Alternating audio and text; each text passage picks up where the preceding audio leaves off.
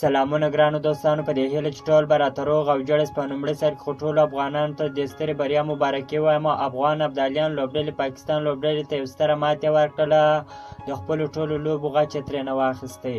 افغانستان پاکستان ته ماتې ورکولو سره د آسیایي لوبو کرکټ پایلوبې ته ورسېدله. د افغانستان کرکټ د آسیایي سیالیو په نیمه پایلوبه کې پاکستان ته ماتې ورکولو سره پایلوبې ته لاره پیدا کړه. دغه لوبې په چین کې ترسره شولې چې افغان بالران د پاکستان توپوونکي پرې نښودل چې ډېرې منډې جوړې کړې.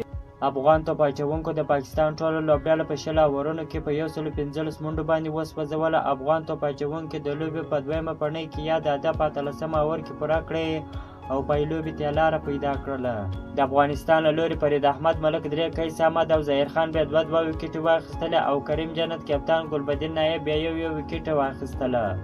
او بل د افغانستان په توپوونکو کې بیا نورعلي زدران ډېره خوندوره په زړه پورې توپونه وکړله چې 19 منډې جوړ کړلې او دا رقم ګلبدین نایب هم ډېره خوندوره په زړه پورې لوبه وکړله چې په 18 اورونو کې دغه لوبه وګټله چې 26 منډې جوړې کړلې.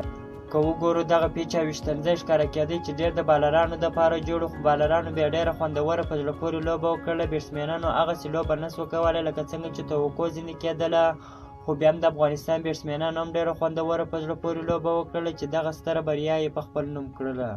اوس به افغانستان په آسیایي سیالیو پایلوبه کې د هند سره لوبه کوي چې هند خورا پیاوړې لوبډله لري. ډېره د ملي ټیم لوبغاړي هم پکښې کې دي چې ډېر په سوداګریز لیګ په IPL کې هم لوبېدلي دي.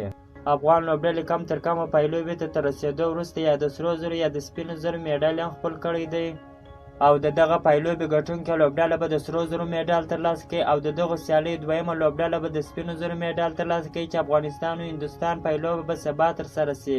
که مو چیرې دغه ویډیو خوښ شوې ده په چینل کې نوی یاست نو حتما موږ چینل هم در سره سبسکرایب کړئ. که مو د فیسبوک پیج تر اوسه نه یې فالو کړی نو حتما موږ فیسبوک پیج هم در سره فالو کړئ. تر بلې ویډیو پورې د الله په امان.